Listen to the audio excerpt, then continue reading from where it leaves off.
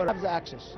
But if you have the access, you have to be sincere that this access will be like 1-2 minutes, and please leave it aside because you distract the whole classroom. You only are not distracting yourself, you are distracting people behind you, beside you, if you have lights or you have some sounds coming.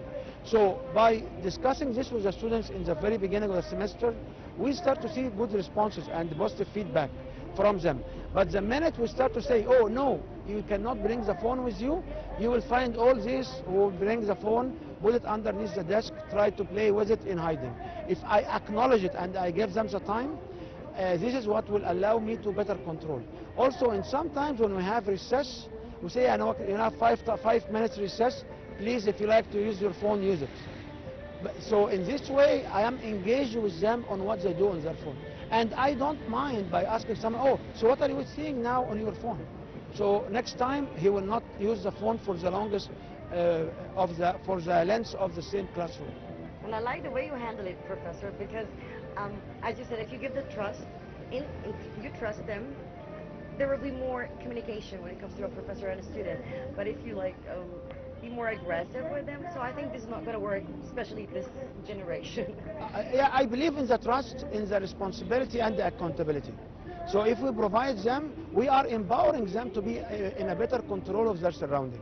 But we have at the end to acknowledge, screens are here to stay, AI is here to stay, digital interaction is here to stay, and we cannot other than integrating our life and our style with these new technologies.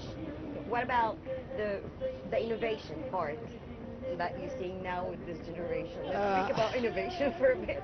Innovation is a debatable issue, because when you exposed to new, when you access digital media or digital platforms, you are outside your means, because you are in a different space. So this may stimulate innovation, may stimulate creativity.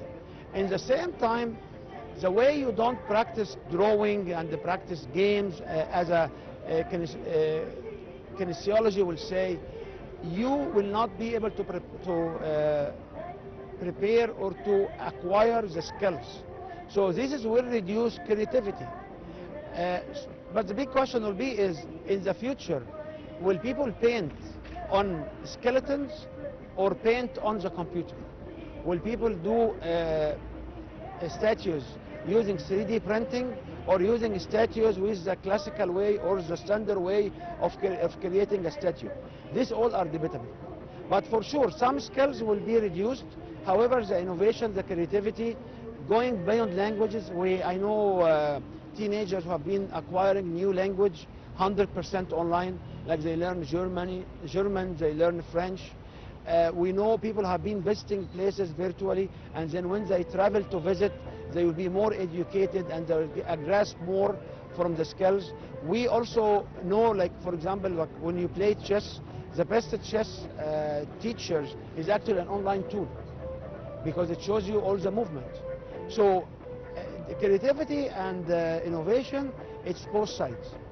But I guess online learning is not bad, but I think it did facilitate a lot for people who wants to learn while they're in the same place or at home or whatever.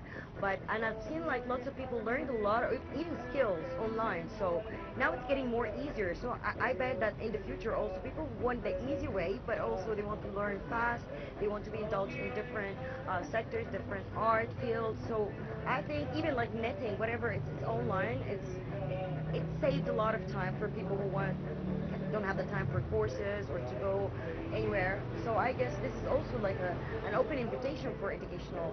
This is an open invitation, and this is a way, and I can share with you, like majority of the students right now would prefer to use Zoom or any platform for education, like Teams or any remote education, because they found out they have the material recorded, they can review it on their piece, they can attend, they can have interactions with it.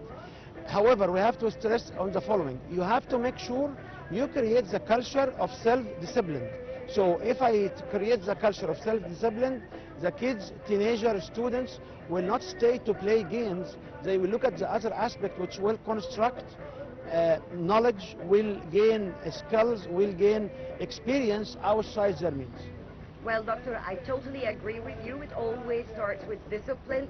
Dr. Wael Badawi, the member of the Egyptian Research Council on Communication and Information Technology. Thank you so much for being with me. Thank you very much.